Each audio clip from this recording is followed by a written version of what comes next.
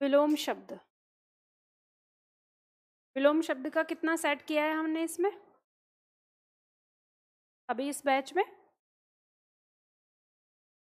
एक ही सेट किया है, ठीक है, दूसरा सेट करेंगे आज।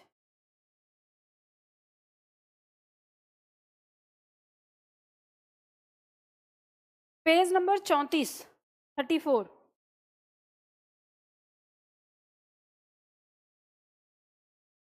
ऑनलाइन वाले छात्र जिनके पास किताब नहीं है वो कैसे करेंगे?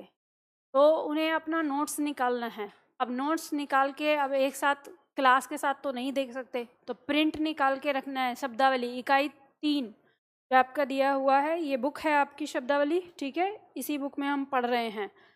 तो जो नए छात्र आए हैं वो ध्यान दें, अपना नोट्स निकाल के उनका प्रिंट निकलवा लें।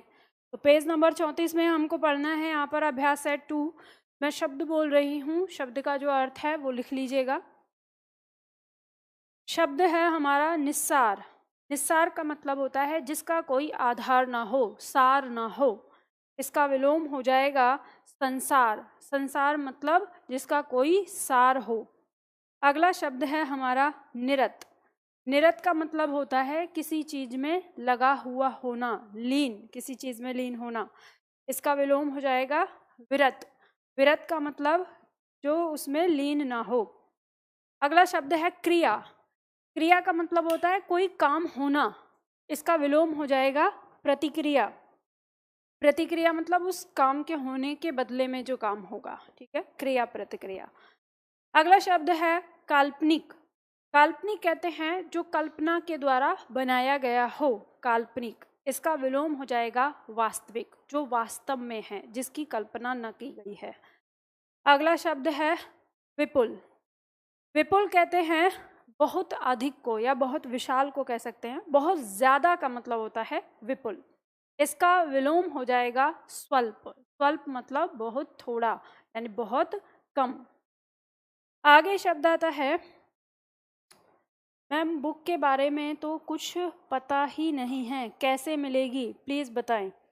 देखो बेटा, मैं आपको बता देती हूँ, जो ऑनलाइन में छात्र हैं जिन्होंने आज ही पहले दिन क्लास ली है, आपने जब ये बैच खोला होगा तो यहाँ पे आपको लाइव क्लास, यानी जिसमें आप मुझे देख रहे हैं, ठीक है, इसमें आप आए हैं, इसी के नीचे आपको एक बॉक्स दिया हुआ है जिसमें लिखा हुआ है सभी कक्षाएं, ठीक है। अब जब आप इस पर क्लिक करेंगे तो ये बॉक्स आगे खुलेगा जिसमें आपको यहाँ पर इस तरह से क्लासेस दिखाई दे रही हो। इस बॉक्स में ये 3 हिस्सों में बटा हुआ है। यहाँ पर वीडियो, यहाँ नोट्स और यहाँ एक्सरसाइज लिखा होता है। तो ये जो नोट्स वाला है, आप इस पर क्लिक करेंगे तो यहाँ पर आपको सारी PDF मिल जाएंगी। इकाई 8, ठीक है, इकाई 1 से सिलेबस भी दिया हुआ है और इकाई 8 तक दिया हुआ है। तो वो सारा आपको डाउनलोड करके आपको उसका प्रिंट निकलवाना है, क्योंकि मैं यहाँ जो पढ़ाऊँगी आप लोगों को वो कुछ लिखा हुआ है और कुछ अधूरा है। तो वो नोट्स मैं आपको दिखाती हूँ सामने, तो आपके सामने रहेगा, उसी में आपको लिखना होगा। अगर आप डाउनलोड नहीं करवाना चाहते तो आप ऑफिस से मंगवा सकते हैं, और यहाँ पे आपको जो नंबर दिया हुआ है इस नंबर पे कॉल करके आप बात कर सकते हैं, ठीक है। अगर डाउनलोड जो आप करेंगे और उनका प्रिंट करवाने में अगर आपको 600 रुपये से ज़्यादा की कीमत लग रही है, तो फिर उससे अच्छा है कि आप 600 रुपये में ऑफिस से ही मंगा सकते हैं उन सारी इकाई को। और अगर 600 रुपये से कम का आपका पड़ता है तो फिर आपको मंगाने की आवश्यकता नहीं है, आप प्रिंट ही निकलवा सकते हैं, ठीक है। और ज़्यादा जानकारी हो तो आपको दिए हुए नंबर पे कॉल करके बात कर लें, समझ गए। चलो, अगला शब्द हमारा क्या है? यौवन। यौवन का मतलब होता है युवा अवस्था। इसका विलोम हो जाएगा जरा। जरा का मतलब है बुढ़ापा। 2 शब्द होते हैं, ये ध्यान दीजिएगा जब आप देखते हैं। एक शब्द है जरा और एक शब्द है जरा, दोनों में अंतर होता है। यह शब्द हिंदी यानी संस्कृत का शब्द है और यह हमारा उर्दू का शब्द है। दोनों के अर्थ में अंतर होता है। इस जरा का मतलब होता है बुढ़ापा, वृद्ध अवस्था, और इस जरा का मतलब होता है तनिक, थोड़ा। दोनों में क्या अंतर है, किस तरह का अंतर है, तो आज ही की क्लास में हम इसको पढ़ेंगे, तो आगे देखेंगे। शब्द आता है हमारा सदैव। सदैव का मतलब है जिसके हृदय में दया हो। दया युक्त हृदय को सदैव कहेंगे। इसका विलोम हो जाएगा निर्दय, जिसके हृदय में कोई दया ना हो। अगला शब्द है ग्राह्य। ग्राह्य का मतलब होता है किसी चीज को ग्रहण करना। इसका विलोम हो जाएगा त्याज्य। त्याज्य मतलब त्यागना। अगला शब्द है नैसर्गिक। नैसर्गिक का अर्थ होता है प्राकृतिक, यानी प्रकृति का जो है। इसका विलोम हो जाएगा कृत्रिम, जो बनावटी है, जो प्रकृति में नहीं बना। अगला शब्द है पुष्ट। पुष्ट का मतलब होता है हष्ट पुष्ट, यानी मजबूत तगड़ा। इसका विलोम हो जाएगा क्षीण। क्षीण माने कमजोर। अगला शब्द है भ्रांत। भ्रांत का मतलब है भ्रम युक्त, जिसके अंदर भ्रम हो गया हो। इसका विलोम हो जाएगा निर्भ्रांत। निर्भ्रांत मतलब जिसमें कोई भ्रम ना हो। अगला शब्द है व्यष्टि। व्यष्टि का विलोम है समष्टि। ये व्यष्टि और समष्टि बहुत ज़्यादा आता है आपकी परीक्षा में। व्यष्टि का मतलब है समष्टि का सदस्य। समष्टि का सदस्य। अब समष्टि क्या है? तो समष्टि एक छोटी सी सभा, ठीक है। तो एक छोटी सभा को समष्टि कहते हैं। तो इसका विलोम व्यष्टि यानी सभा का सदस्य। अगला शब्द है संकल्प। संकल्प का मतलब है दृढ़ निश्चय करना। इसका विलोम हो जाएगा विकल्प। मतलब अब हमारे पास विकल्प है। जैसे आपने अपनी परीक्षा में सफल होने का निश्चय किया है, संकल्प, ये आपका संकल्प है, क्योंकि आपके पास कोई और रास्ता नहीं है। लेकिन आपके पास दूसरा विकल्प क्या होता है कि आपके पिताजी का बिजनेस है, आपकी मर्जी है, सफलता मिल जाती है तो ठीक, नहीं मिलती है तो आप वहाँ चले जाएंगे। तो वहाँ पे आप संकल्प नहीं लेते, वो आपके लिए क्या विकल्प है, ठीक है। अगला शब्द आता है हमारा यहाँ पर आत्मा। आत्मा का विलोम है परमात्मा। अगला शब्द है उद्घाटन। उद्घाटन का मतलब होता है शुभारंभ, यानी किसी चीज का आरंभ हो जाना। इसका विलोम हो जाएगा समापन, समाप्ति होना। अगला शब्द है उद्यत। उद्यत का मतलब होता है अक्खड़। अक्खड़ मतलब अपनी बात पर अडिग रहने वाला। इसका विलोम हो जाएगा अनुदत्त। अनुदत्त का मतलब हो गया सौम्य, या सौम्य व्यक्ति, शांत, जो मान लेता है किसी की बात, अपनी बात पर नहीं अड़ता। अगला शब्द है प्रसारण। प्रसारण का विलोम है अप्रसारण। देखो, प्रसारण का ऐसे शाब्दिक अर्थ होता है फैलाना, लेकिन ये किस चीज के संदर्भ में फैलाना।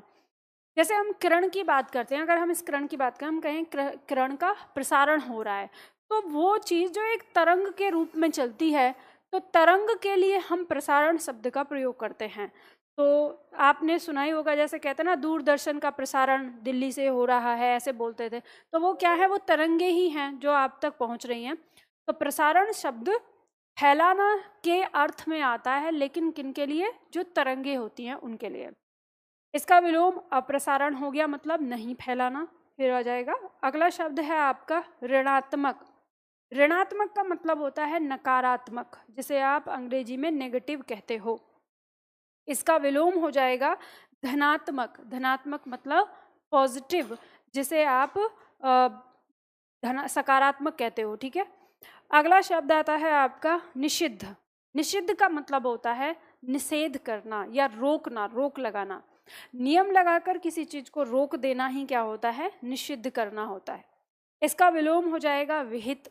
विहित का मतलब हो गया किसी चीज पर नियम लगाकर अनुमति देना, यानी नियम बनाकर कि हाँ ये कार्य आप कर सकते हो, तो उसको कहते हैं विहित। तो यह भी आपकी परीक्षा में बहुत आता है कि निषिद्ध का विलोम क्या है? विहित। अगला शब्द आता है मूक। मूक का मतलब होता है चुप रहना या ना बोलना एक तरह से। इसका विलोम हो जाएगा वाचाल। वाचाल मतलब बहुत अधिक बोलने वाला। अगला शब्द है उन्मूलन। उन्मूलन का मतलब होता है किसी भी चीज को जड़ से उखाड़ फेंकना या पूरी तरह से नष्ट कर देना। इसका विलोम हो जाएगा रोपण। रोपण मतलब होता है किसी चीज की जड़ को रोपना, लगाना। अगला शब्द है प्रवेश। प्रवेश का मतलब होता है किसी चीज में अंदर जाने का रास्ता जो होता है, उसे कहते हैं प्रवेश।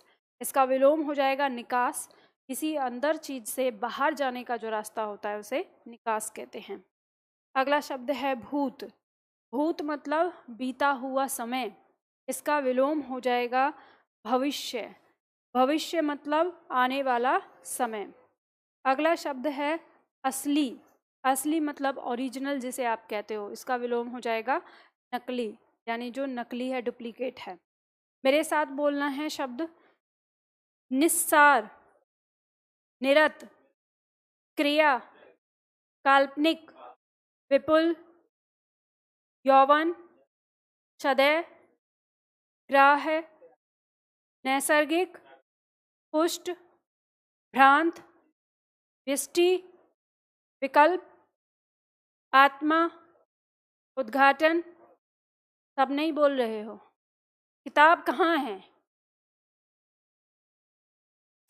कल से मत आना क्लास में अगर किताब नहीं आई तो। हाँ, चलो जो नए छात्र हैं उनको नहीं पता है, उनके पास नहीं है, तो उनकी बात मानी जाती है। तुम बैग भी लेके आते हो, किताब भी नहीं है। अरे इतनी मतलब कितनी 10-12 किलो की है क्या? है तो किताब लेके आया करो। अब बैठे हो चुपचाप, नहीं तो या तो फिर इतना दिमाग तेज रखो कि मैंने जो बोल दिया उतने में ही दिमाग में रहे कि हाँ मैम ने क्या बोला था। उद्घाटन, उद्यत, प्रसारण, ऋणात्मक, निषिद्ध, मूक, उन्मूलन, प्रवेश, भविष्य, असली।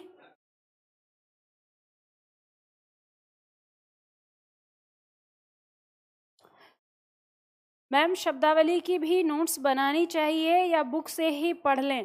बेटा शब्दावली की नोट्स बनाने की कोई आवश्यकता नहीं है, उसे बुक से पढ़ सकते हो।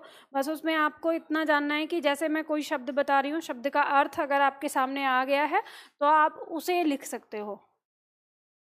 बाकी शब्दावली का क्या नोट्स बनाया जाएगा, तो लिखना है। हाँ आप ऐसा कर सकते हो, आपका मन अगर कर रहा है कि नहीं मुझे तो लिख लिख के याद करना है, तो वहाँ पे आप रफ कॉपी का प्रयोग करिए। अब उसमें आप कुछ भी लिख सकते हैं, जैसे विलोम शब्द हैं आपका तो विलोम शब्द पढ़ते हुए उसका विलोम लिखिए, या पर्यायवाची आप पढ़ रहे हो तो पर्यायवाची पढ़ते हुए लिखो।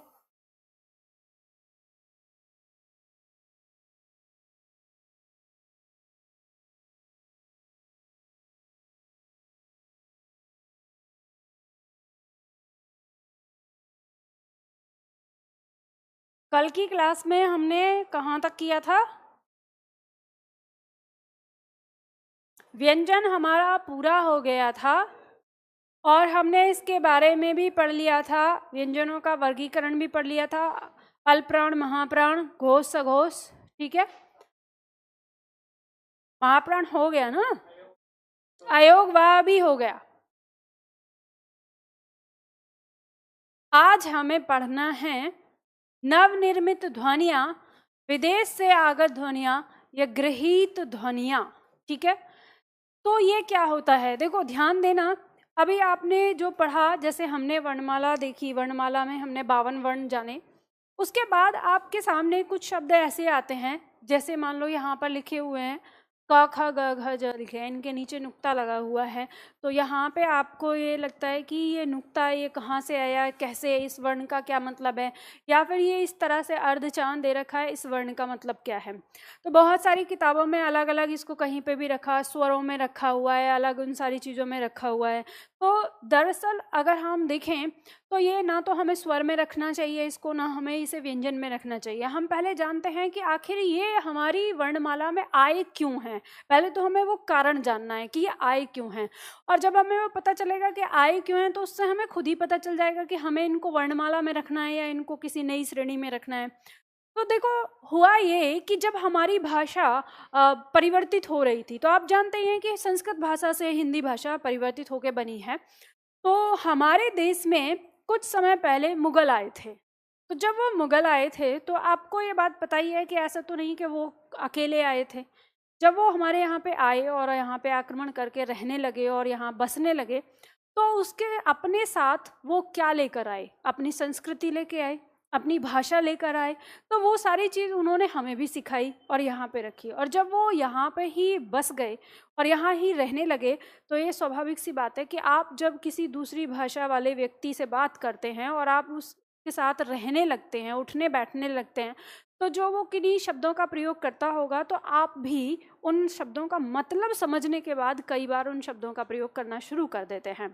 तो ऐसे ही जब इतने समय तक 200, 300, 400, 500 साल तक हम मुगलों के साथ रहे, तो जो उनके शब्द थे वो हमारी भाषा में आने लगे, हम भी उनका प्रयोग करने लगे।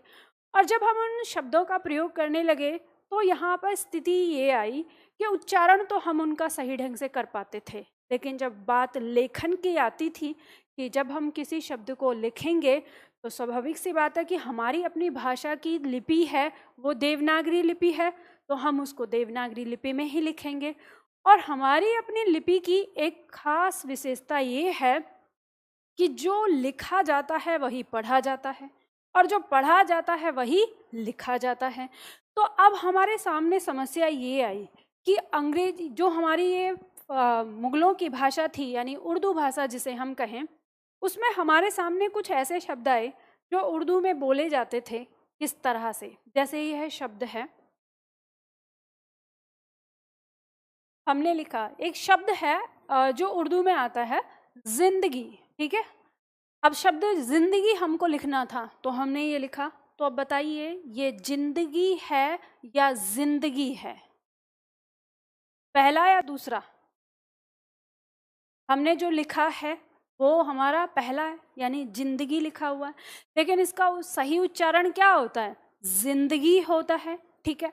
अब इसी तरह शब्द था गजल, जब हम बोलते थे गजल, तो अब जब हम गजल को लिखने जा रहे हैं तो हमारे पास ग ज र, अब इसका उच्चारण यहाँ क्या आ रहा है? ये लिख क्या गया? गजल लिख गया, लेकिन ये बोला क्या जाता है?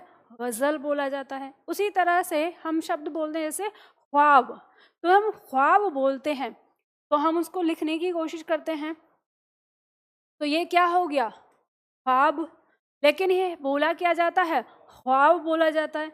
अब समस्या हमारे सामने यही आई कि जो हमारी भाषा है, हमारी जो अपनी भाषा की लिपि है, ये वो लिपि है जो लिखी गई है वही पढ़ी जाएगी और जो पढ़ी जाती है वही लिखी जाती है। अब यहाँ पे इन शब्दों के साथ ऐसा नहीं हो पा रहा था, तो हमने अपने पास जो हमारे 52 वर्ण थे, भाई हमने जो ये 52 वर्ण बनाए, ये वो ध्वनियाँ बनाई थी जिससे हमारी हिंदी भाषा के सारे शब्द इसमें शामिल हो जाएं। तो हिंदी भाषा के और जो हमारी संस्कृत भाषा की थी उसके सारे शब्द तो हमारे उच्चारित हो पाते थे, लेकिन ये जो अब हमारे सामने अरबी और फारसी भाषा के शब्द आए, ये बिल्कुल वैसे नहीं लिखे जा रहे थे, इनका उच्चारण कुछ और था। अब हमारे सामने लेखन की समस्या आ गई, तो हमारे विद्वानों ने फिर इस पर विचार किया कि क्या किया जाए। तो हमें पता चला कि जो उर्दू भाषा में जो ज का साउंड आता है, यानी इसकी जो ध्वनि आ रही है ज वाली, ये हमारा जो व्यंजन है ज, इसके आसपास है, यानी इसके इर्द गिर्द है। अब हमें जब ये पता चला कि ये जो हमारा ज है इस ज के इर्द गिर्द है ज, तो फिर अब एकदम से उच्चारण तो है नहीं, तो हमारे विद्वानों ने कहा कि हमें कोई नया वर्ण बनाने की बजाय इसके लिए हम क्या करेंगे, जो हमारे पास पहले से ही ध्वनि है उसी में हम कोई संकेत लगाकर इसको नाम दे देते। तो फिर हमारे विद्वानों ने कहा कि अगर ज के नीचे हम ये नुक्ता लगा दें तो अब हम इसकी ध्वनि वही लेंगे जो उर्दू भाषा में है, यानी अब हम इसको क्या बोलेंगे? ज, ठीक है। तो इसीलिए हमने जब हमें शब्द लिखना था जिंदगी, तो हमने इसके नीचे क्या लगा दिया? नुक्ता लगा लिया। अब इसका जो उच्चारण है, हम बोलें जिंदगी तो हम उसे लिख पा रहे हैं, और जो लिखा हुआ है तो हम इसे बोल पा रहे हैं। इसी तरह से जब हमने कहा गजल, तो ग और एक ग, हमें ये पता, ये जो ग है, इस ग के पास हमारे पास जो वर्ण था वो ग था। अब ग और ग दोनों में क्या है? हल्की सी झनकार का अंतर है। तो फिर हमारे विद्वानों ने कहा कि अच्छा, इस ध्वनि के लिए भी हम इसके नीचे नुक्ता लगा देंगे तो ये ग से ग हो जाएगा। तो हमने इसके नीचे भी नुक्ता लगा दिया, तो ये हमारा गज़ल पढ़ा जाने लगा। अब आपको गज़ल लिखना है तो आप इसके नीचे नुक्ता लगाकर लिखेंगे इसको, यही इसकी वर्तनी शुद्ध होगी। इसी तरह से जब हमने ख्वाब हमें लिखना था तो ख, तो ये होता है हमारा ख, ठीक है। हमने इसे कंठ से बोला था ख, लेकिन हम यहाँ पे क्या प्रयोग कर रहे हैं? ख्वा। तो इस तरह से जब हम इसे ख्वाब बोल रहे हैं तो हम फिर इसी ध्वनि के नीचे हम यहाँ पर क्या लगा देंगे? नुक्ता लगा देंगे। तो अब ये हमारा ख्वाब नहीं, ये क्या हो गया? ख्वाब हो गया। तो यहाँ पर दोनों ही चीज़ें हमारी एकदम से, मतलब कहें कि दोनों ही भाषाओं का सम्मान हो गया। हमारी अपनी जो भाषा की लिपि है देवनागरी लिपि, उसका जो एक नियम है कि वो जैसा बोला जाता है वैसा ही लिखा जाता है, तो वह गुण भी इसमें हमें मिल गया। और दूसरा, जो जिस विदेशी भाषा को हमने अपने स्थान दिया उसका भी सम्मान रह गया कि जो उसकी ध्वनि है बिल्कुल वैसी की वैसी है। तो हमारे विद्वानों ने कहा कि हमें अलग से कोई वर्ण बनाने की आवश्यकता नहीं है। हमारे पास जिन ध्वनियों में झनकार है, हमारे पास वो ध्वनियाँ पहले से हैं, क, ख, ग और ज और फ। यानी अरबी फारसी की इन्हीं ध्वनियों में झनकार आती है उसके शब्दों में। तो हमारे विद्वानों ने कहा हमारे पास ये ध्वनियाँ कुछ कुछ हैं उसके जैसी मिलती हुई, तो हम इनके नीचे अगर नुक्ता लगा देंगे तो हम इसी ध्वनि का प्रयोग करेंगे। अब जब ये हमने दे दिया तो इसीलिए इन पांचों व्यंजनों को, जो ये हमारे पांचों व्यंजन हैं, इनको हमने वर्णमाला से अलग एक श्रेणी बनाई, नवनिर्मित ध्वनियाँ, जिसे हमने कहा विदेश से आगत ध्वनियाँ, या जिसे हमने कहा ग्रहीत ध्वनियाँ। ग्रहीत का मतलब होता है ग्रहण करना। हमने इसको ग्रहण कैसे किया? क्योंकि हमारी भाषा ने हमको एक सहूलियत दी कि मैं अपने शब्दकोश में विदेशज शब्दों को भी रखूंगी। तो विदेशज शब्दों को जब हमने अपने शब्दकोश में रखा तो स्वाभाविक सी बात है कि हमें उनकी ध्वनि भी जस की तस लेनी पड़ी, और उसकी ध्वनि को सही उच्चारण देने के लिए हमें कुछ नई ध्वनियों का निर्माण करना पड़ा, कुछ नई ध्वनियों को ग्रहण करना पड़ा। वही हमारा क्या कहलाया? नवनिर्मित ध्वनियाँ। ठीक है, अब यहाँ पे आपको ये बात समझनी है, ध्वनि और वर्ण दोनों में अंतर क्या हो जाता है। वर्ण तो है लेखन रूप, यानी जो हमने ये लिख दिया तो इसे हम वर्ण कह देंगे अब इस समय, लेकिन जब हम इसकी जो ध्वनि उच्चारण कर रहे हैं झनकार के साथ, वही इसकी ध्वनि है। तो हमने वर्ण ग्रहण किया था या ध्वनि ग्रहण की थी? जो विदेश से हमने लिया, वर्ण तो हमारे पास अपना था ही, तो हमने ध्वनि ग्रहण की थी। तो इसी कारण से इसका नाम जो है वो नवनिर्मित वर्ण कहकर क्या कहा गया है? नवनिर्मित ध्वनियाँ। ठीक है, इस तरह से बात ध्यान रखें। इसीलिए हमने हर जगह विदेश से आगत ध्वनियाँ या केवल आगत ध्वनियाँ या ग्रहीत ध्वनियाँ, इन सब का मतलब क्या है? जो हमने ग्रहण की है। ठीक है, अब इसमें एक और पॉइंट आता है जो आपकी परीक्षा में कभी आ सकता है कि आगत व्यंजन किसे कहा गया है। तो आगत व्यंजन भी हमने इन्हीं को कहा है, क्योंकि ये व्यंजन पर बनाई गई ध्वनियां हैं, तो इसीलिए इनको कह दिया है आगत व्यंजन, जो बाहर से आया हुआ व्यंजन है, ऐसे कह दिया। तो जब कभी अगर आपसे पूछे कि निम्न में से आगत व्यंजन कौन सा है, तो आपको इन पांचों में से ही देखना होगा।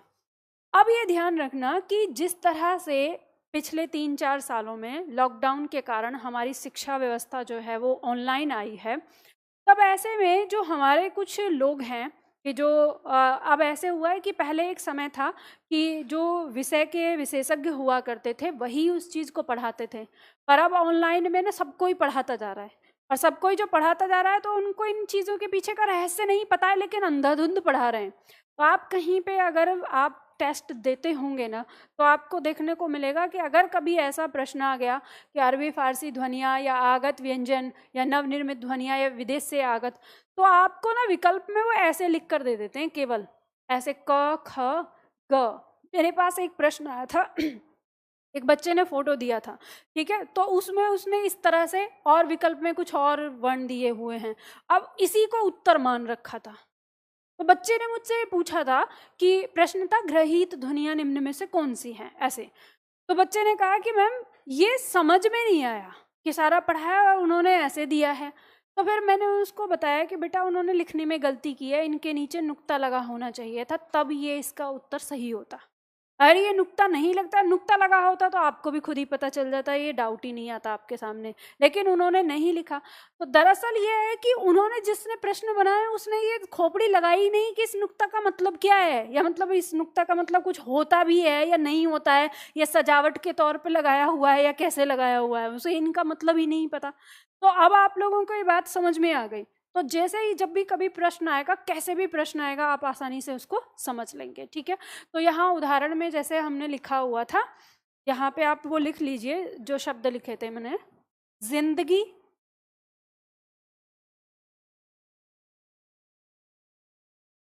गजल, इसी तरह से शब्द था जरा। अब मैंने जो अभी आपको ये शब्द बताया जरा, अब यहाँ पे ये बात तो आपको समझ में आ गई।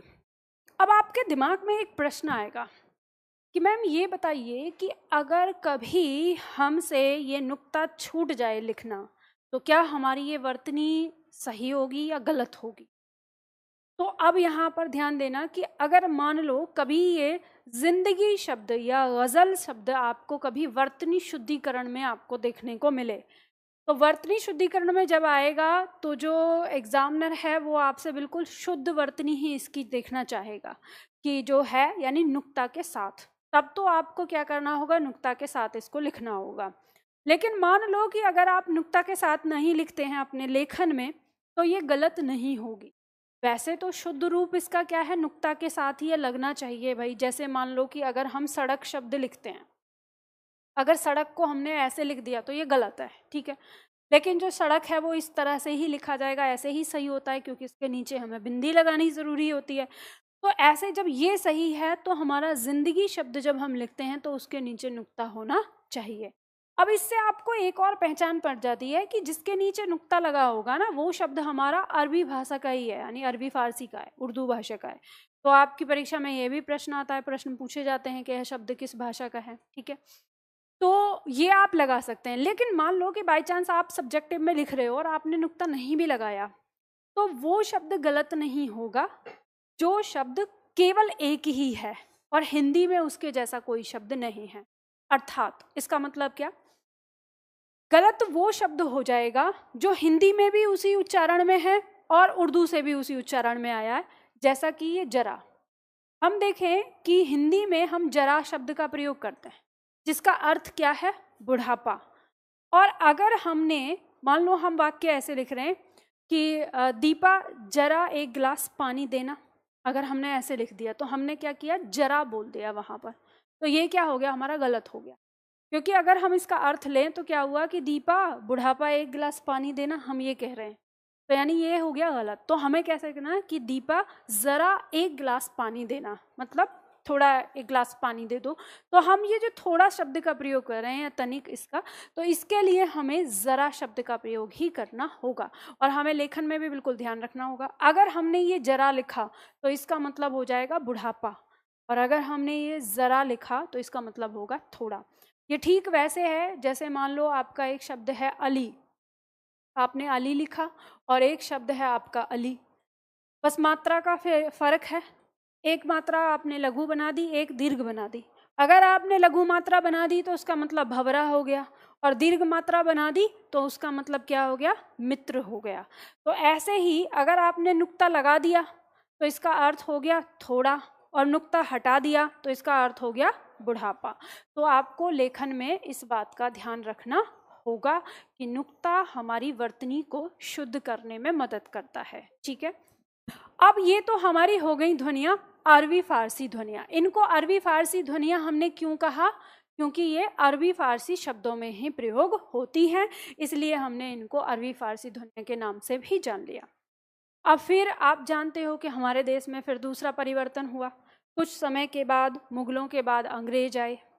फिर जब अंग्रेज आए हमारे देश में तो वो भी अपनी भाषा लेकर आए, और उनकी भाषा का भी प्रभाव हमारे देश पर पड़ने लगा। और आप ये जानते हैं कि उनकी भाषा का प्रभाव तो हमारे देश पर बहुत ही बुरी तरह से पड़ा, आज भी है। तो जब हमने उनकी भाषा को भी देवनागरी में लिखने की कोशिश की तो हमारे पास एक ध्वनि, बाकी सारी चीज़ें तो हम लिख पाए, लेकिन एक ध्वनि में फिर हमको दिक्कत हो गई। जैसे हम शब्द प्रयोग करते हैं जॉन, या जैसे शब्द प्रयोग करते हैं डॉग, या शब्द प्रयोग करते हैं डॉक्टर या कॉलेज, हम जैसे लिखते हैं। तो ये जो ओ वाली जो ध्वनि थी, ये हमारी किसी भी स्वर के साथ सटीक नहीं बैठ रही। जैसे मान लो कि हमें डॉक्टर लिखना है, तो हमने डॉक्टर लिखा, तो डॉक्टर हम जैसे लिखें तो अ बनाएं, आ बना दिया हमने, तो ये शब्द हमारा क्या हो गया, डॉक्टर हो गया जब हम इसका उच्चारण कर रहे हैं। फिर हमने सोचा कि चलो ओ के साथ देखते हैं इसका उच्चारण करके, तो हमने ओ लगाया, तो फिर ये क्या हो गया, डॉक्टर हो गया। फिर हमने औ लगाकर भी देखा तो क्या हो गया, डॉक्टर हो गया। यानी इसका जो एक सही उदाहरण, यानी जो सही उच्चारण है अंग्रेजी का, वो नहीं आ पाया।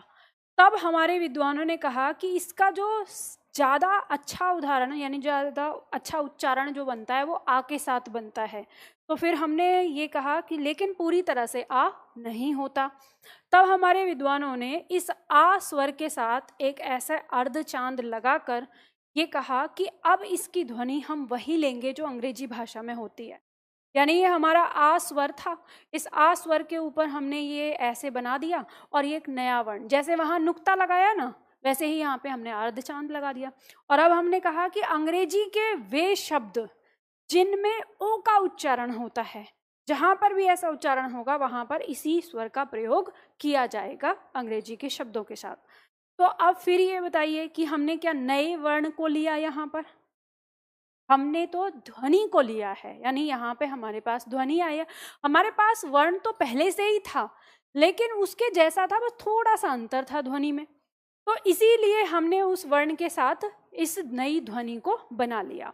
अब इस नई ध्वनि को हमने नाम दे दिया अर्धचांद।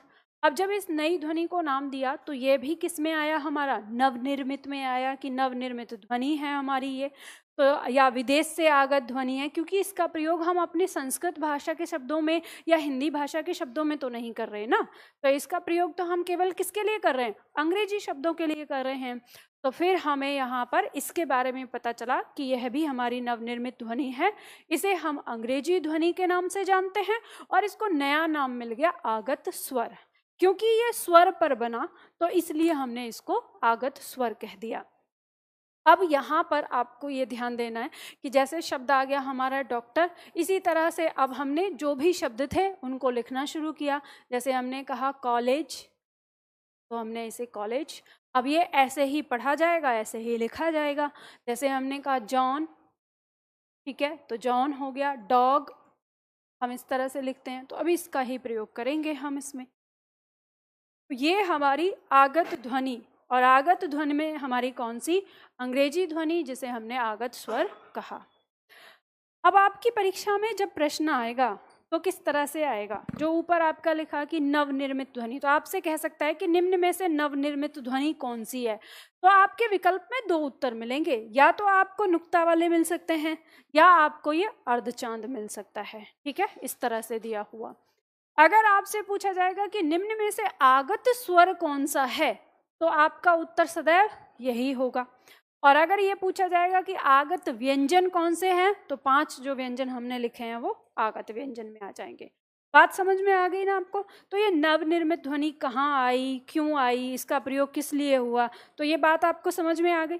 तो क्योंकि ये हमारे विदेशी शब्दों का सम्मान करने के लिए हमने इन ध्वनियों को अस्तित्व में लेकर आया है, तो इस वजह से हम यहाँ पर इसको नवनिर्मित ध्वनि या ग्रही ध्वनि के अंदर रखते हैं।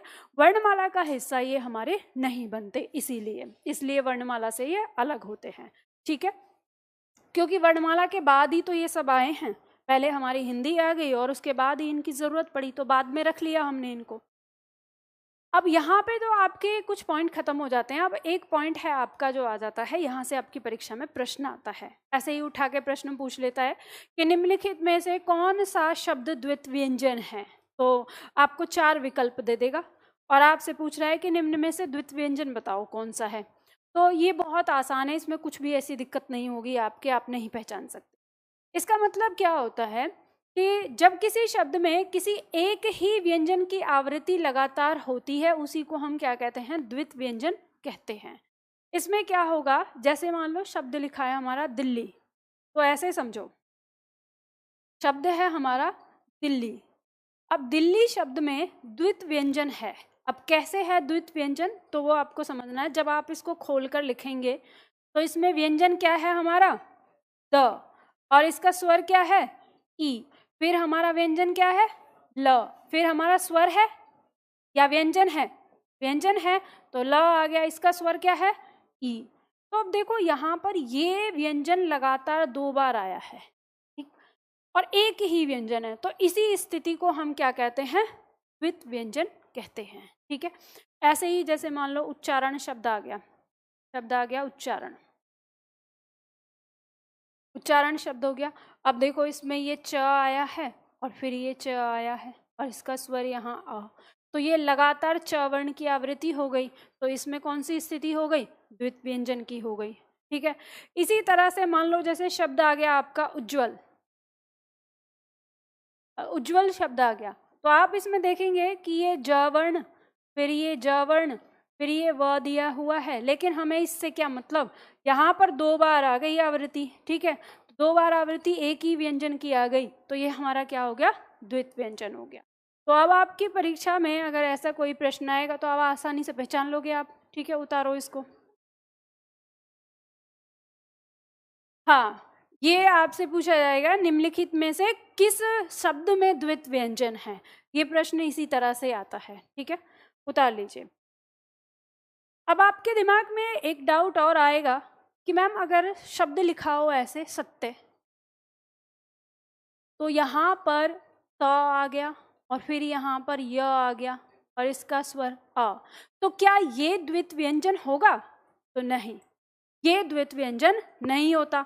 तो फिर ये स्थिति कौन सी हुई? तो इसको कहते हैं संयुक्त व्यंजन, ठीक है, इसको कहते हैं संयुक्त व्यंजन। तो द्वित व्यंजन में आपको अंतर समझ में आ गया। एक और डाउट आपके दिमाग में आएगा कि मैम अगर शब्द लिखा है ऐसे आनंद, क्या ये द्वित व्यंजन होगा? बताइए। नहीं होगा। क्यों नहीं होगा? क्योंकि जब हम इसे खोलेंगे हमें पता चलेगा कि ये न, इसका स्वर ये अ, और फिर ये न, और फिर यहाँ पर ये द, तो यानी इन दोनों न के बीच में क्या आ गया, स्वर आ गया, तो ये द्वैत व्यंजन फिर नहीं होगा, ठीक है। इसके अलावा किसी के दिमाग में कोई डाउट द्वैत व्यंजन से कि अगर शब्द में ऐसा आ गया तो हम कैसे पहचानेंगे? आप पहचान लोगे, इसमें कुछ भी ऐसी चीज नहीं। और ये देखो बाद में रटने वाली भी चीज नहीं, एक बार समझ में आ गया हमेशा के लिए आपका हो गया, लेकिन ये 1 नंबर बन जाता है आपका। तो अगर प्रश्न आता है इससे तो एकदम, और ये 1 सेकंड का नंबर है आपका। मिटा दूं इसको? अगर आप चाहो ना तो इसके बगल में ऐसे करके इन्हें लिख सकते हो और इनमें ऐसे क्रॉस करते हो कि इस स्थिति में नहीं और इस स्थिति में नहीं। इससे क्या होगा कि जब कभी आप रिवीजन करने आओगे ना तो आपको अपने आप ही पता चल जाएगा कि इनमें नहीं होगा, ठीक है। तो ऐसे आप लोगों को लिख देना चाहिए और बॉक्स में डाल दो उसको फिर।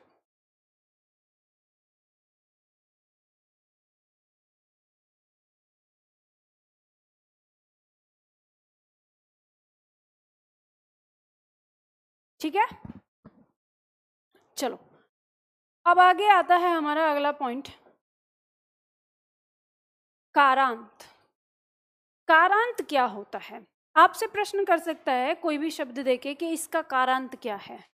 तो कारांत का मतलब सबसे पहले जानना कि किसी भी शब्द के अंत में किसी स्वर से जब अंत उसका हो रहा है तो उसी को हम उसका कारांत कहते हैं, और कारांत का मतलब होता है से अंत होने वाला।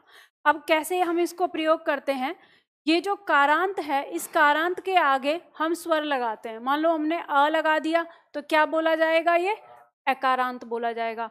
आ लगा दिया तो क्या बोला जाएगा, आकारांत। ई लगा दिया तो इकारांत, ई लगा दिया तो ईकारांत। तो मतलब आपको ये समझ में आ गया कि अंत में जो स्वर आएगा वही उसका कारांत होगा। किस तरह से? जैसे मान लो शब्द है हमारे सामने राजा,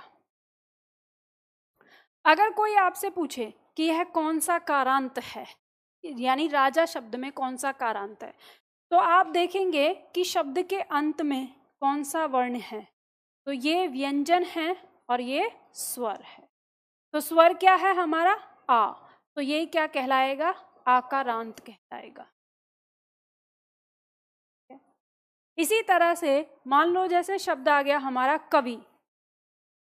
अब कवि शब्द दिया है, अगर आपसे कोई पूछे कि इसमें कौन सा कारांत है तो क्या होगा, इसका अंतिम देखेंगे ये तो व्यंजन है और इसका स्वर क्या हो गया, ई, तो ये क्या कहलाएगा, इकारांत कहलाएगा। जब हम पढ़ेंगे लिंग और वचन तो वहां पर कारांत की हमें आवश्यकता पड़ती है, वहां हमें कारांत देखना होता है, कारांत से ही हम वचन और लिंग को समझने की कोशिश करते हैं। अब जैसे मान लो कि अगर शब्द आपका दे दिया इस तरह से, आपके शब्द के अंत में लिखा है जैसे गए, अगर ऐसे लिखा है, कोई पूछे इसका कौन सा कारांत है, अभी अपने वास्तविक रूप में आया है तो क्या दिक्कत है, ये क्या हो जाएगा, एकारांत हो जाएगा। ठीक है, बात समझ में आ गई आपको। इसी तरह से कोई भी शब्द कैसा भी दिया होगा, जैसे मान लो अगर शब्द दिया है आपका मोहन, मोहन शब्द दिया है, तो ये कौन सा कारांत है, अंत में आपका क्या है, न और अ, तो ये क्या है, अकारांत है, यानी अ से अंत होने वाला।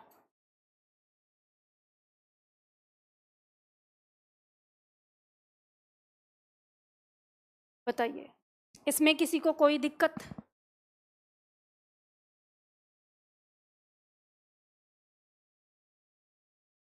समझ में आ गया?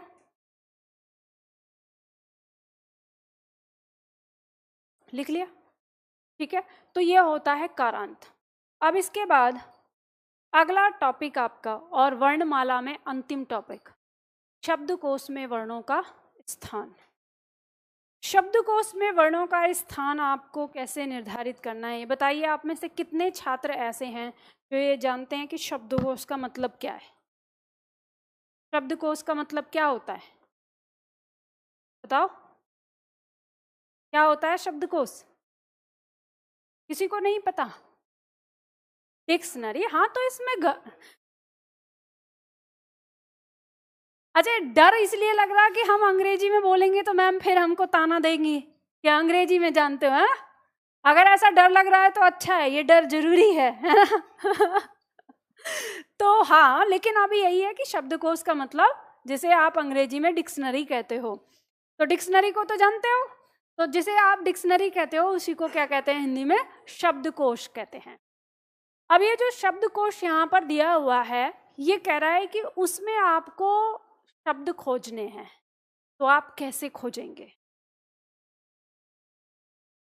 अगर मान लो कि मैं आपको एक शब्दकोश दे दूं, अरे सुमित,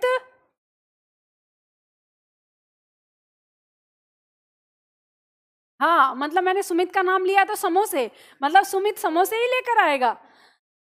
शब्दकोश हरदेव बहारी वाला ब्लू कलर का जो है वो लेके आइए जरा, प्रैक्टिकल कराते हैं हम हिंदी में। हाँ, तो जैसे मान लो कि शब्दकोश आपके सामने दे दिया, और उस शब्दकोश में आपको कोई भी शब्द खोजने के लिए अगर दिया जाए, आपको कहा जाए कि ये शब्द आपको इसमें खोजना है, तो आप खोज सकते हो?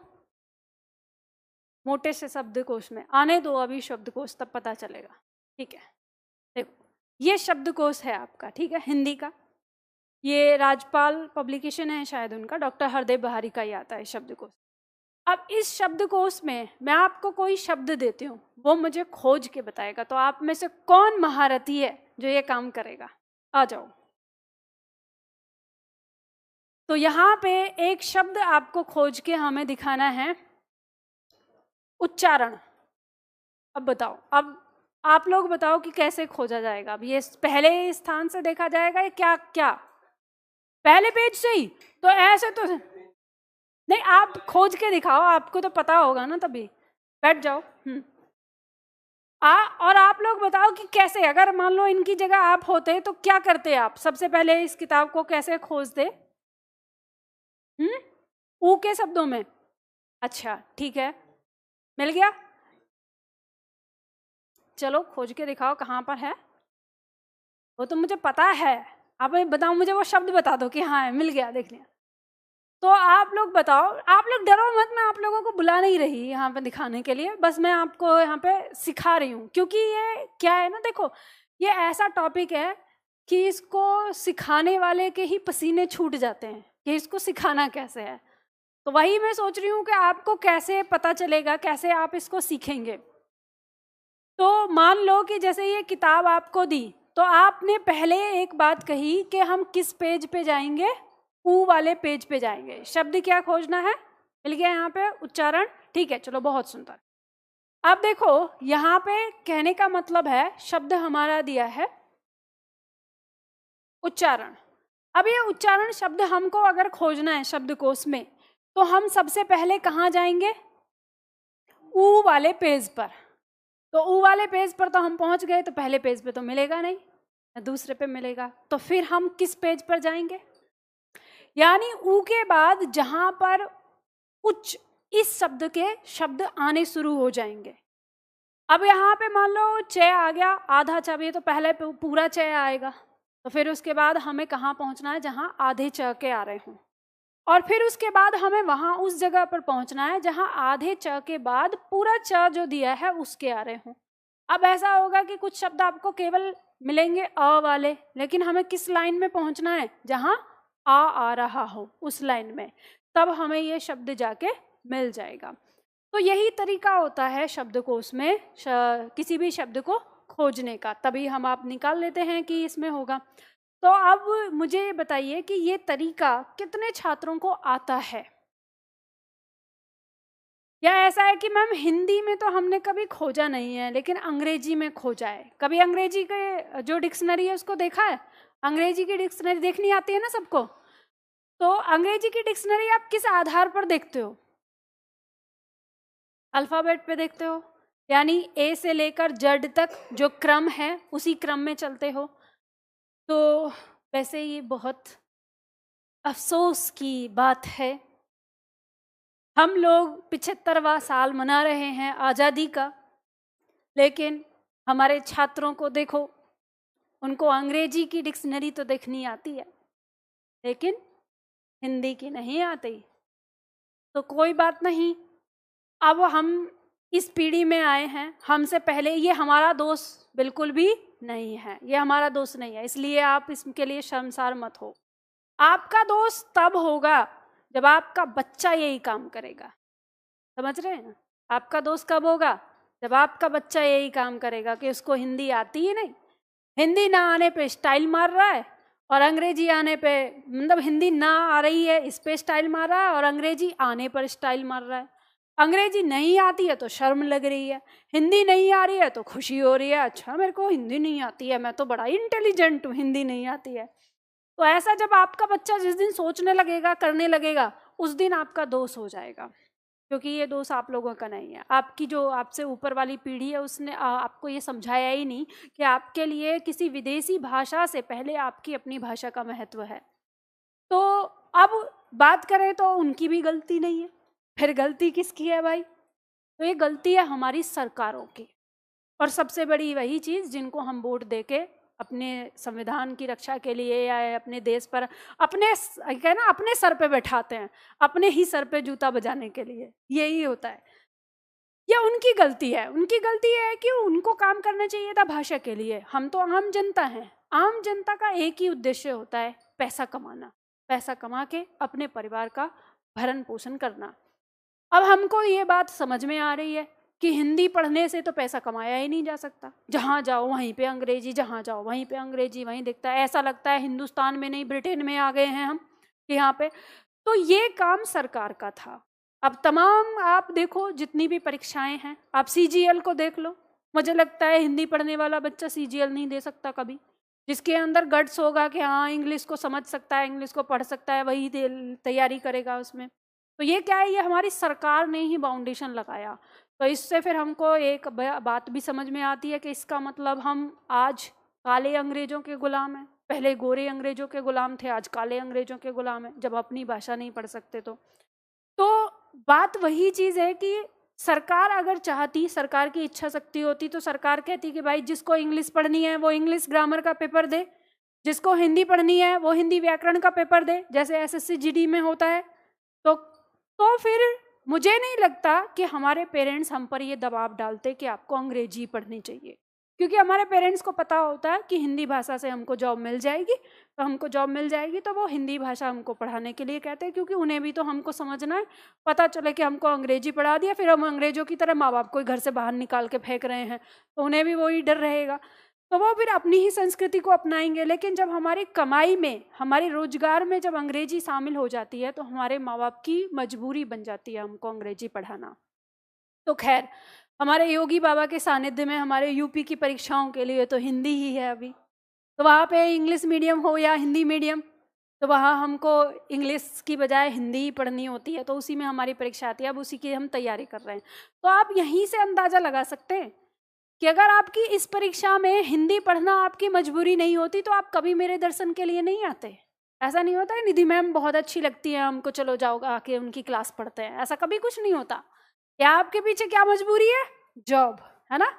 तो अगर हमारी यहाँ से एक संदेश भी है सरकार के लिए, अगर सरकार सच में अगर काम करना चाहती है ना हिंदी के लिए, तो रोजगार में हिंदी रख दे जितने भी हैं।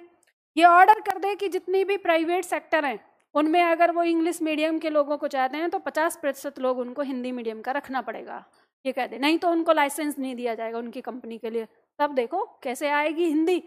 मुझे नहीं लगता कि हिंदुस्तान में कोई आदमी अंग्रेजी बोलेगा भी यहाँ पर, तो सब हिंदी बोलेंगे क्योंकि सबको अपनी लोकल लैंग्वेज पसंद होती है ना।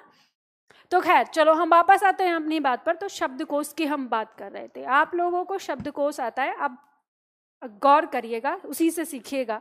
क्या करें, अंग्रेजी से ही सिखाना पड़ेगा। जैसे आप अंग्रेजी भाषा में ABCDEFG इस तरह से क्रम में आप चलते हुए उनके शब्दों को देखते हैं, वैसे ही आपको हिंदी भाषा में भी उसी वर्णमाला के क्रम पर चलना पड़ेगा। तो मुझे ये बताइए कि आपको हिंदी भाषा की वर्णमाला का क्रम पता है कैसे होता है, याद है सबको? सबसे पहला वर्ण कौन सा है? अ। और सबसे अंतिम वर्ण कौन सा है? ग। तो आपने ये देखा, अब आपको इस क्रम में नहीं मिलेगी कभी भी शब्दकोश में। तो वो क्रम कौन सा है, तो वो हमें यहाँ लिखना है।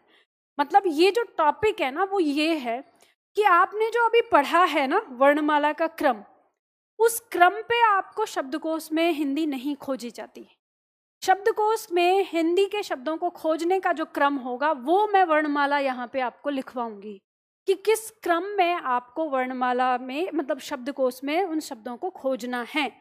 तो वो हम यहाँ पे लिखेंगे। तो आपको यहाँ से लिखना है, पर अभी मत लिखिएगा, मैं पहले आपको बताती हूँ। ये बताओ, आपने जो इतना पढ़ा, आज वर्णमाला हमारी समाप्त हो रही है, तो इसमें मुझे ये बताइए कि आप लोगों को वर्णमाला याद हो गई या अभी भी कोई ऐसा रह गया है कि नहीं याद हुई है?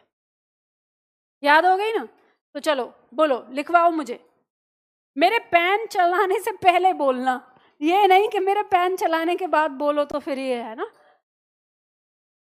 तो स्वर हमारा आएगा आ, ई, ई, उ, आउ नहीं है, उ, ऊ, री, ए, आए, ओ, आओ, अं, अह। इसी क्रम में हमने स्वर पढ़े, ठीक है। चलो व्यंजन करो। कै नहीं, फिर से कहा का, ठीक है। क, ख, ग, ख, ड़। अब देखो इन सब के नीचे हल लगाएंगे हम, ठीक है। हल लगा के ही चलेंगे क्योंकि व्यंजन लिख रहे हैं ना, लगाना जरूरी है। बचपन के जैसा नहीं पढ़ना है, अभी हमें वास्तविकता में पढ़ना है। च, छ, ज, ठ, ञ, ठीक है। इसके बाद ट, ठ, ड, ढ। ये कुछ ज्यादा नजदीक हो रहे हैं, चलो, पर अभी मुझे सारी वर्णमाला लिखनी है ना, तब बाद में बता दें।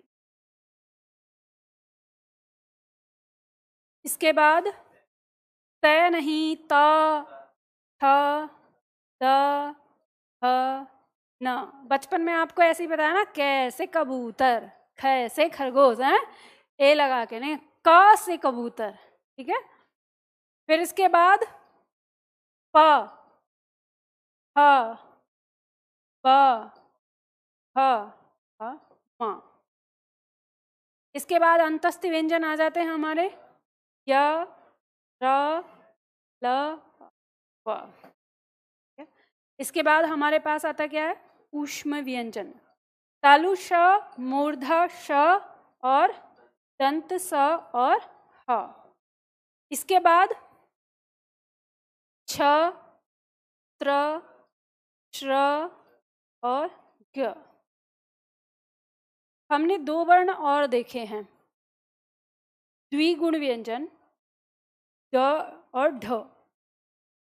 यही तो था हमने जिसे देखा, ठीक है।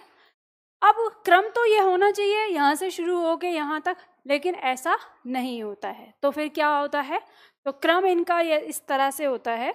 अब देखो हमने पहले लिख दिया, ये हमने पढ़ा है। अब हमें अगर ये पता चल जाएगा कि इसके अलावा किस क्रम में होते हैं तो हमें आसानी से समझ में आ जाएगा। तो ये जो हमारे यहाँ पर दिए हुए हैं ये वर्ण, ठीक है, अनुस्वार और विसर्ग, ये यहाँ ना होकर हमारे कहाँ होते हैं, यहाँ होते हैं, ठीक है, शुरुआत में। तो जब भी हम जब किसी शब्द को देखेंगे तो हमें सबसे पहला वर्ण जो मिलेगा वो इस अनुस्वार से शुरू होने वाला मिलेगा, ठीक है। अब इसके बाद हम लोगों को ये पता है कि ये जो हमारा छ है ये दो वर्णों से मिलकर बना था, क और श से। और ये जो हमारा त्र है ये किससे बना था, त और र से। और ये श्र हमारा किससे बना था, तालु श और र से। और ये हमारा किससे मिलकर बना था, ज और य से, ठीक है, ये हमें पता चल गया। तो आप देखो, ध्यान दो कि यहाँ पर जो हमारा ये पहला क दिया है तो ये हमें क के बाद मिलेगा, यानी इस क के बाद। तो क हमारा कहाँ है, यहाँ। तो हमें जो छ के शब्द मिलेंगे वो यहाँ मिलेंगे इस क के तुरंत बाद, ठीक है। तो हम इसे कह सकते हैं कि इसका जो क्रम हमें मिलेगा वो हमें कहाँ मिलेगा, यहाँ पर।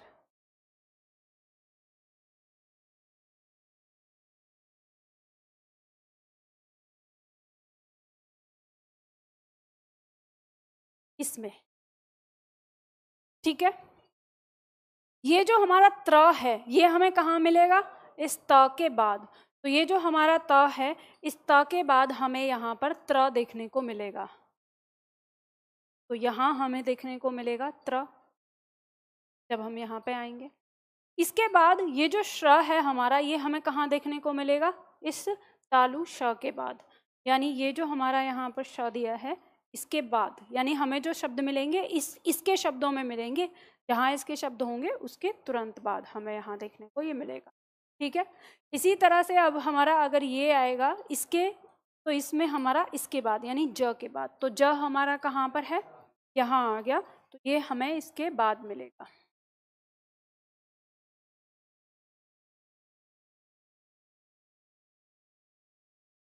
तो जब ये यहाँ पे आ गया तो ये हमारे चरों यहाँ से खत्म हो जाएंगे, ठीक है। अब हमारे यहाँ पर क्या बचे, ये दो बचे। ये हमें कहाँ मिलेगा, ट में इसके बाद, ठीक है। और ये हमें कहाँ मिलेगा, ट वर्ग में इस ढ के बाद। तो ये भी यहाँ पे समाप्त हो गया। अब जो ये आपका क्रम आया है ये क्रम है आपका शब्दकोश, ठीक है। तो हिंदी शब्दकोश में जो आपको वर्ण मिलते हैं वो इस क्रम में मिलते हैं। तो जब आप पढ़ेंगे तो अब जहाँ पे आपका वो स्थान दिया हुआ है वहाँ पे अब यहाँ से आप लिखना शुरू करिए। यहाँ से आपको मिलेगा सबसे पहले, तो इस क्रम में अब आप लिख सकते हो उसको। इसे लिखो, फिर उसके बाद आपको समझाती हूँ।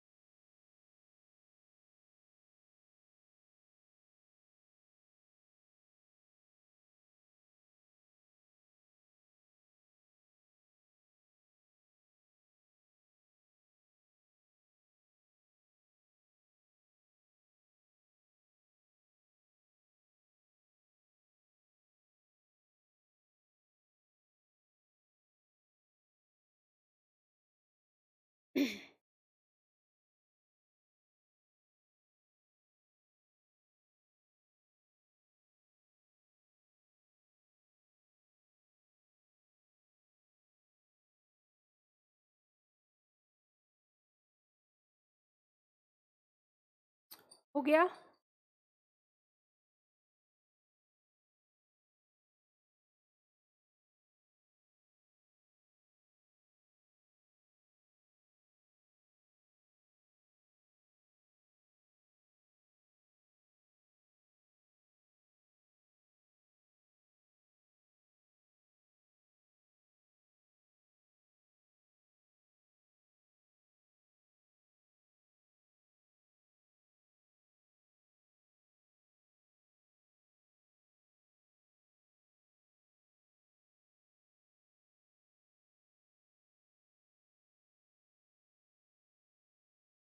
और जो मैंने अभी ये समझाया ये आपके दिमाग में बैठ जाना चाहिए सीधा सीधा, ठीक है?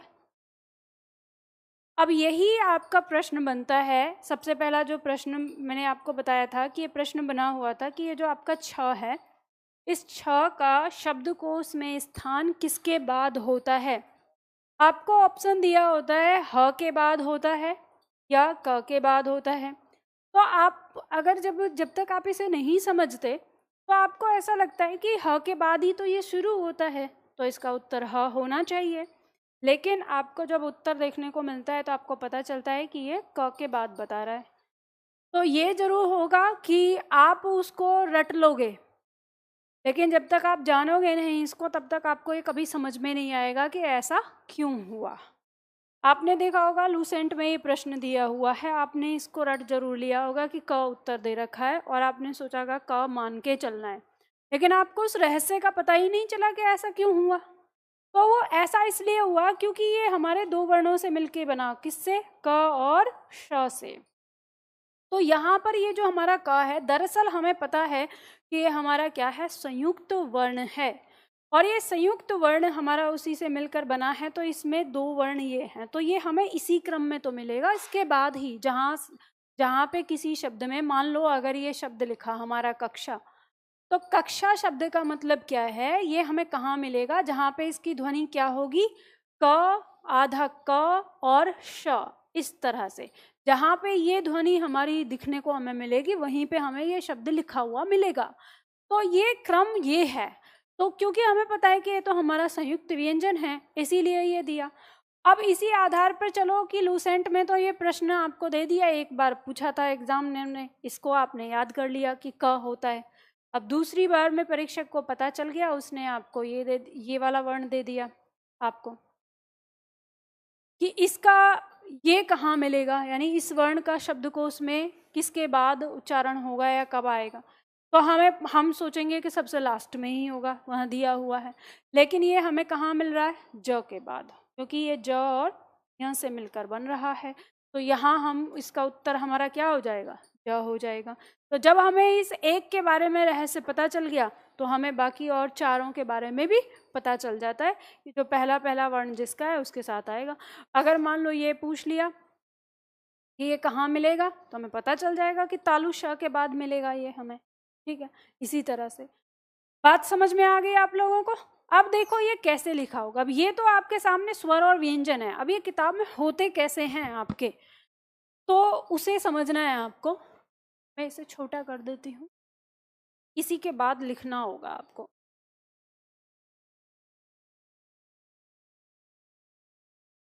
यानी शब्दकोश में, जब आप शब्दकोश में जाते हैं तो सबसे पहले आपको पहला एक पेज मिलेगा जिस पे लिखा होता है अ, और इस अ का मतलब होता है कि अब इस अ से संबंधित जो भी प्रश्न होंगे, जो भी शब्द होंगे वो यहाँ पर मिलेंगे। तो इस अ में आपके दिमाग में आ रहा होगा कि सबसे पहला अ से ही मिल जाएगा, लेकिन नहीं, इसमें सबसे पहले आपको कौन सा मिलेगा? जो आपका अनुस्वार से शुरू हो रहा होगा वो शब्द आपको पहले देखने को मिलेगा, यानी जो अनुस्वार से शुरू होता है। अनुस्वार के बाद अगर कोई शब्द ऐसा है जो विसर्ग से शुरू हो रहा है तो वो होगा। लेकिन यहाँ मैं आपकी जानकारी के लिए बता दूं कि हिंदी भाषा में विसर्ग से कोई शब्द शुरुआत नहीं होती है, तो ये आपको देखने को मिलता ही नहीं है, उदाहरण के लिए भी नहीं मिलेगा। फिर इसके बाद आपका आ के अंग के बाद आ जाएगा, तो यहाँ से अब जितने शब्द होंगे वो आपको मिल जाएंगे। फिर जहाँ पे आपका ये आ खत्म होगा तो आपको अगले पेज पे लिखेगा आ, कि अब किसके शब्द होंगे? आ से संबंधित। तो जब आ से संबंधित आपको देखेंगे शब्द तो आपका दिमाग फिर वही कहेगा कि यहाँ से शुरू होगा, लेकिन नहीं, यहाँ से शुरू नहीं होगा। पहला शब्द जो आपको मिलेगा वो इससे शुरू होने वाला मिलेगा। ठीक है, बात समझ में आ गई? फिर जितने शब्द होंगे वो आ जाएंगे और फिर आपको आ से दिखने को मिलेगा। ठीक, अब इसी में अगर कोई शब्द ऐसा आया है आपका जो अर्ध चांद से शुरू हो रहा है, क्योंकि इसी से तो बना है अर्ध चांद, तो वो भी हम अगर उसको हम खोजेंगे तो किस मात्रा के बाद खोजेंगे? आ के बाद खोजेंगे। तो वो हमें कहाँ मिलेगा? इस आ के बाद ही। ठीक है, इसी क्रम में जब हम आगे बढ़ेंगे तो फिर हमारा अगला वर्ण क्या आ जाएगा? ई आ जाएगा। तो फिर आपका दिमाग कहेगा कि ई आ गया, तो ई से हमारा स्वर फिर क्या शुरू होगा? ई से शुरू होना चाहिए, लेकिन नहीं, ई से शुरू नहीं होगा। किससे होगा? ई के ऊपर बिंदी लगे हुए किसी शब्द से, अगर जो होगा तो, नहीं होगा तो ई से शुरू हो जाएगा। ये शब्द खत्म हो जाएंगे तब हमारा ये ई होगा। इसी क्रम में आते आते अंत तक हमारा जो स्वर है औ वो आ जाएगा। ठीक है, और इसकी शुरुआत हमारी किससे होगी? जो औ है इसकी यहाँ पर बिंदी आएगी अगर शब्द की शुरुआत, अगर है तो ठीक है, नहीं तो फिर ये आ जाएगा। ठीक है, ये मिलेगा। अब इसके बाद हमारा क्या शुरू होता है? व्यंजन। फिर यहाँ पे आपको व्यंजन लिखा हुआ होगा ऐसे। अब और अब कैसे चलेगा? तो जब व्यंजन आ गया तो ये हमारा इस पर, ये तो व्यंजन और इसके ऊपर इसका स्वर, तो स्वर की शुरुआत कहाँ से होगी? अनुस्वार से होगी। फिर इसके बाद अनुस्वार के बाद विसर्ग आना चाहिए, लेकिन हिंदी में ऐसा कोई शब्द नहीं होता तो विसर्ग नहीं आएगा, सीधा फिर क्या आ जाएगा? आ जाएगा।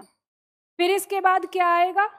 आ के आ वाला वर्ण आ जाएगा, और आ में ही फिर आपका अर्धचांद वाला वर्ण आ जाएगा। जैसे अगर आप कॉलेज ढूंढने जाएंगे, मतलब कॉलेज शब्द अगर ढूंढेंगे शब्दकोश में, तो वो इस लाइन के बाद यहाँ जहाँ पे का शब्द से आने लगेंगे उसी रो में आपको फिर आगे मिलेगा कॉलेज। ठीक है, इसके बाद आपका क्या आ जाएगा? फिर ई वाला आ जाएगा, और ऐसे ही आगे बढ़ते बढ़ते जब आप जाएंगे तो अंतिम वर्ण आपका जैसे क्या आ जाएगा? अ से आ जाएगा। ठीक है, क में। जब यहाँ पर आपका स्वर खत्म हो गया तो फिर कुछ शब्द ऐसे भी तो होते हैं जो आधे क से शुरू होंगे, तो स्वर खत्म होने के बाद फिर आपका व्यंजन आधा क ही शुरू होगा। ठीक है, अब जब ये आधा क शुरू यहाँ पे आ जाएंगे शब्द, तब उसके बाद आपका ये जो वर्ण है यानी क के बाद उसी लाइन में आपको देखने को मिलेगा, और शुरुआत कहाँ से होगी? अनुस्वार से होगी। फिर यहाँ पर आ जाएगा आपका ये, इसी में फिर अगर आ दिया होगा तो आ से आ जाएगा, और ऐसे चलते चलते ये हमारा यानी अंतिम जो हमारा व्यंजन है, स्वर है, वहाँ तक आ जाएगा। और फिर अगर किसी शब्द की शुरुआत आधे से हो रही है तो वो आपको सबसे अंत में मिलेगा। बात समझ में आ गई? शब्दकोश में इसी क्रम में आपका क्रम चलता जाता है। अब जैसे ही क खत्म हो जाएगा तो फिर आपको कौन सा वर्ण मिलेगा? ख, और फिर ख का सिलसिला ऐसे ही शुरू हो जाएगा, और अंत में आपको कौन सा वर्ण मिलेगा? ह। ह के बाद फिर आपको कोई वर्ण नहीं देखने को मिलता। ये भी कारण होता है कि बहुत सारे विद्वान हमारे कभी भी ह के आगे स्वर मानते, मतलब व्यंजन मानते ही नहीं है। वो कहते हैं ह ही खत्म हो गया, 33 व्यंजन, इसीलिए बहुत सारे लोग उसे मानते हैं। तो ये इसकी शुरुआत भी कैसे होगी? अगर बिंदी से आ रही है, फिर ये हमारा ह, और इसी तरह से चलते चलते आधे ह तक, यहाँ आपका शब्दकोश खत्म हो जाएगा। ठीक है, अब इसके आगे से भी उतार लो।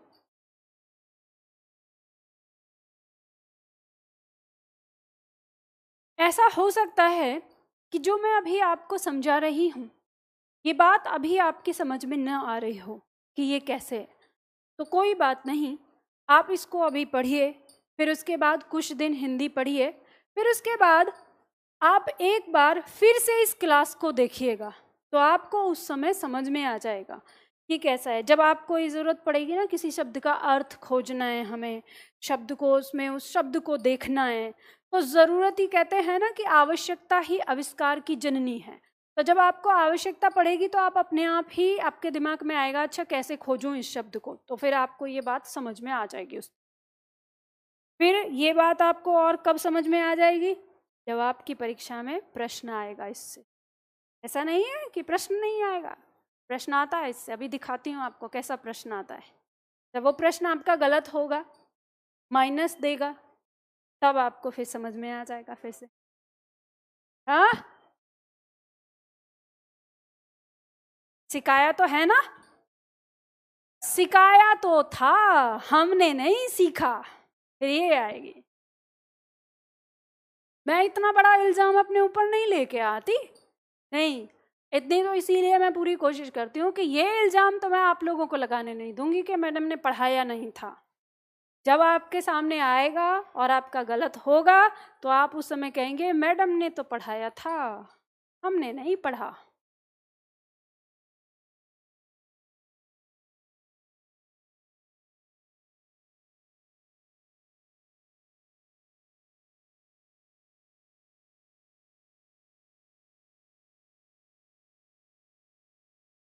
ठीक है, उतार लिया।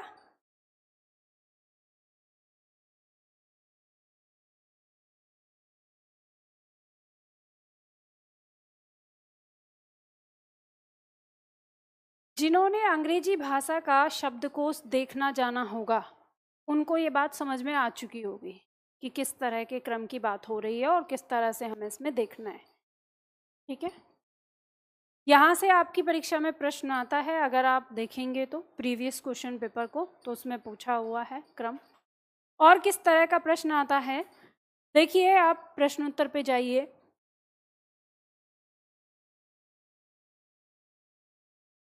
इस प्रश्नोत्तर में आपको प्रश्न संख्या 34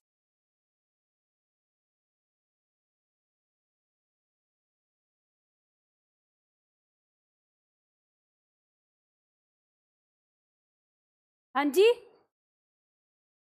क्वेश्चन नंबर 28।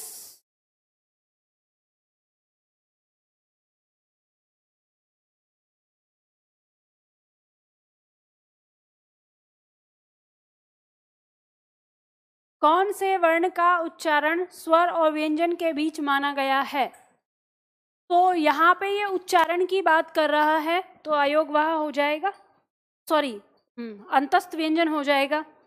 ठीक है, इसमें दिया है, हमने ये परिभाषा पढ़ी है कि जिन व्यंजनों का उच्चारण स्वर और व्यंजन के बीच में होता है उनको अंतस्थ व्यंजन कहते हैं। ठीक है,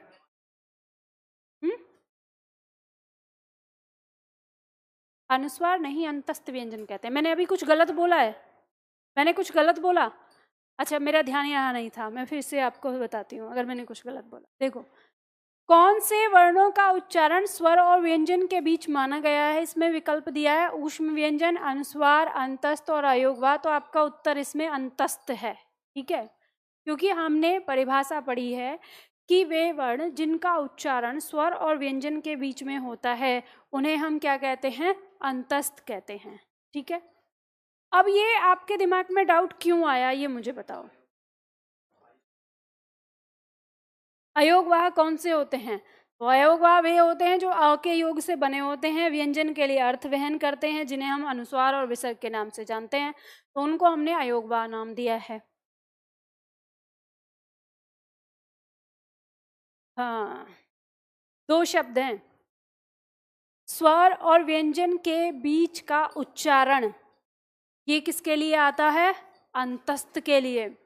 और स्वर और व्यंजन के बीच की कड़ी, बीच की कड़ी का मतलब होता है जिसके अंदर दोनों के गुण होते हैं, स्वर का भी और व्यंजन का भी। तो व्यंजन और स्वर का जो गुण होता है वो किसके अंदर होता है? अयोगवाह के अंदर होता है। जो हमारे अनुस्वार और विसर्ग हैं उनके अंदर दोनों के गुण पाए जाते हैं। तो इन दोनों शब्दों में बहुत बारीकी सा अंतर है। जब स्वर और व्यंजन के बीच उच्चारण की बात आएगी तो य ल व होंगे। ठीक है, और जब स्वर और व्यंजन के बीच कड़ी की बात आएगी तो दोनों के गुण की बात हो रही है, तो मतलब अनुस्वार और विसर्ग होगा। ठीक है, इन दोनों में क्लियर करना। ठीक है, समझ में आ गया ना? ये प्रश्न था 31, कौन सा वर्णों के स्वर और व्यंजन के बीच की कड़ी कहा जाता है? तो इसमें आपका जो उत्तर है वो अयोगवाह हो जाएगा। ठीक है, अब प्रकंपित वर्ण, प्रकंपित वर्ण देखो ये ना, जैसे हमने पढ़ा ना कंपन के आधार पर, और जैसे हमने पढ़ा लुंठित वर्ण कौन सा है जैसे, तो इसी तरह से प्रकंपित वर्ण में आता है। तो इसमें देखो कौन सा उदाहरण दिया हो, यहाँ पे मेरा प्रश्न तो नहीं है, इसमें दूसरी किताबों में होता है, अलग अलग चलता है, वो अध्यापक वाली परीक्षाओं में अलग से आता है, उसमें और भी, यानी इतना ही नहीं है व्यंजन केवल, और भी कई सारे। तो आप किस परीक्षा की तैयारी कर रहे हैं? हाँ, यूपी पुलिस की कर रहे हैं ना, तो उसके लिए छोड़ दो। देखो कई उसमें आते हैं अभ्यारण के आधार पर, या अभ्यंतर बाह्य ध्वनि के आधार पर, अभ्यंतर ध्वनि के आधार पर, इसी तरह से प्रकंपित ध्वनि के आधार पर, ये काकल्य और ये सब जो है इसमें, इनमें भी और विस्तार से है। तो अभी ये मत सोचो कि जो व्यंजन आपने यहाँ पढ़े हैं वर्ण ये पूरे हो गए, अभी इसके आगे और भी ध्वनि है। तो जब भी आपने देखा होगा कि मैं बोलती हूँ कि मैं अध्यापक वाली परीक्षाओं का यहाँ पे पूरा नहीं करा रही, कुछ टॉपिक करा रही हूँ, क्योंकि जो ये क्लास है ये आपकी अध्यापक वाली परीक्षाओं के लिए स्पेशल नहीं है। तो उसमें कुछ छात्र जो होते हैं वो पढ़ लेते हैं कि क्योंकि मैं उसका कराती नहीं हूँ, पर अब मैं छात्रों की डिमांड पर अलग से करा रही हूँ, आपको उतना अलग से पढ़ने की ज़रूरत नहीं। लेकिन मैं आपको ये बता देती हूँ, जब आप प्रैक्टिस टेस्ट देंगे जो आपके आसपास और जो होते हैं, तो जैसे testbook.com है या और भी किताबें हैं, तो वहाँ पे आपको इस तरह के प्रश्न बहुत ज़्यादा मिलेंगे, वो आपको हतोत्साहित करेंगे। तो पर मैं आपको ये बताती हूँ कि जब ऐसे मिले ना आपके टॉपिक से अलग, तो आप उनको आगे बढ़ जाना, या फिर उसके नीचे झांक कर देख लेना किस परीक्षा का पूछा हुआ है। अगर उस पर प्रवक्ता वाली परीक्षा दी हुई है, या यूपी टेट का दिया हुआ है, टेट का दिया, या किसी और का, और दूसरी स्टेट की अध्यापक वाली दी है, तो आप उसको छोड़ के चले जाना, बेशक उस पर ध्यान भी मत देना, क्योंकि वो हमारी किताबों ने और हमारे टेक्स्ट बुक वालों ने ना ये क्या किया है, सब कुछ मिक्स कर दिया है। अब बच्चों को, अब देखो आप जिसकी परीक्षा दे रहे हो उसी के बारे में तो पढ़ोगे। अब ऐसा तो नहीं कि कुछ दिन बाद आपको लोग यूपीएससी में, मतलब यूपीएसआई में यूपीएससी के क्वेश्चन डाल के देने लग जाएं, तो वो थोड़ी ना पूछा जाएगा आयोग द्वारा। तो आपको उतना पढ़ना है जितना आपकी परीक्षाओं में आएगा, है ना। अब ये प्रश्न संख्या 34 है, इसे बताओ। ये जो हमने अभी टॉपिक पढ़ा शब्दकोश में वर्णों का स्थान, ये उसको दिखा रहा है। ये प्रश्न कैसा आता है, तो कह रहा है कि हिंदी शब्दकोश में शब्दों का क्रम बताइए। अब इस तरह का प्रश्न आपको रीजनिंग में मिलता है। जब आप रीजनिंग देखते हैं तो उसमें अंग्रेजी भाषा के शब्दों के बारे में ऐसा पूछा जाता है। तो मैंने आपको कहा ना कि ये हिंदी है, इसमें मैथ्स भी देखने को मिलेगा और रीजनिंग भी। तो अभी रीजनिंग जैसा प्रश्न यहाँ पे दे दिया है उसने। तो आप बताइए कि यहाँ पे शब्द दिए हुए हैं आपके, शिक्षक, वर्तमान, ज्ञान क्षेत्र और मिश्रण। इसमें आपका क्रम क्या होगा? अब यहाँ क ख ग में ये दिया है। देखो सबसे ज्यादा खतरनाक हो जाता है इस तरह का प्रश्न जब ऐसे आया होता है। क्या दिया है कि इसने यहाँ पर अ ब स द दे दिया है। अब जब ये अ ब स दे देता है ना, तब ज्यादा खतरनाक हो जाता है। या तो यहाँ पे ये 1 2 3 4 5 लिख देता, ठीक है, तो उससे हमें आसानी हो जाती, हमारा फोकस उसी पे रहता। लेकिन जब ऐसे दे दे तो कई बार हमारे छात्र हड़बड़ी में ना इन अ ब स द इनका क्रम बता देते हैं बजाय शब्दों का। तो आपको ये ध्यान रखना है कि फोकस करना है हमें चाहिए ये तालु श, हमें चाहिए ये ग, और हमें चाहिए ये व, और हमें चाहिए ये म। इनमें से हमें पहला क्रम देखना है और तब हम यहाँ पे निश्चित करेंगे। तो हमें यहाँ देखेंगे कि तालु श और ग और व और म, इनमें से पहले शब्दकोश में हमें मिलने वाला शब्द कौन सा होगा? तो ग, क्योंकि आपको पता है कि ये ज के बाद आएगा, ज के बाद आ रहा है तो म से तो पहले ही आ जाएगा, ठीक है। तो हमें जो पहला मिलेगा वो ग मिलेगा, तो हमें पहले नंबर पे स दिखेगा। तो हमें पहले नंबर पे कहाँ दिख रहा है? स, इन दोनों में दिख रहा है। तो ये काट दो, ये काट दो, ठीक है। अब फिर उसके बाद दूसरे नंबर पे क्या होगा? तो दूसरे नंबर पे हम इसकी मदद से पहचान कर सकते हैं कि या तो ब होगा या तो द होगा, और जैसे ही एक मिल गया तो हमें क्रम मिल जाएगा। तो हम देखते हैं कि ब पे क्या है? व लिखा हुआ है, और द पे क्या है? म लिखा हुआ है। तो हमें पता चल गया कि व से पहले तो म ही आता है, तो फिर यानी व नहीं होगा, तो ये ब भी हमारा कट गया, हमें उत्तर मिल गया इसमें। तो यहाँ हमें ये पता चल गया कि पहले नंबर पे हमारा ये आएगा, ठीक है, और दूसरे नंबर पे हमारा ये आएगा, तीसरे नंबर पे हमारा ये आएगा और चौथे नंबर पे हमारा ये आएगा। तो यही क्रम हमारा आ गया, इसीलिए इसने दिया है यहाँ पर क्रम। तो शब्दकोश में हम जाएंगे जब, तो पहले हमें ज्ञान क्षेत्र मिलेगा, फिर हमें मिश्रण मिलेगा, फिर हमें तीसरे नंबर पर वर्तमान शब्द मिलेगा और फिर चौथे नंबर पर हमें शिक्षक शब्द मिलेगा। ठीक है, तो ये क्रम हमारा होता है। अब इसके बाद आता है प्रश्न संख्या 35। इसमें बताओ, अब दिमाग लगाओ आप, मैंने तो एक बार समझा दिया आपको, अब दोबारा दिमाग लगाओ आप कि कौन सा प्रश्न आपका इसमें हो सकता है। शब्द है आपका इमली, शब्द है आपका विजय, शब्द है आपका क्षत्रिय, शब्द है आपका कमलेश। तो आपके सामने पहला वर्ण ई, फिर व, फिर छ और फिर क।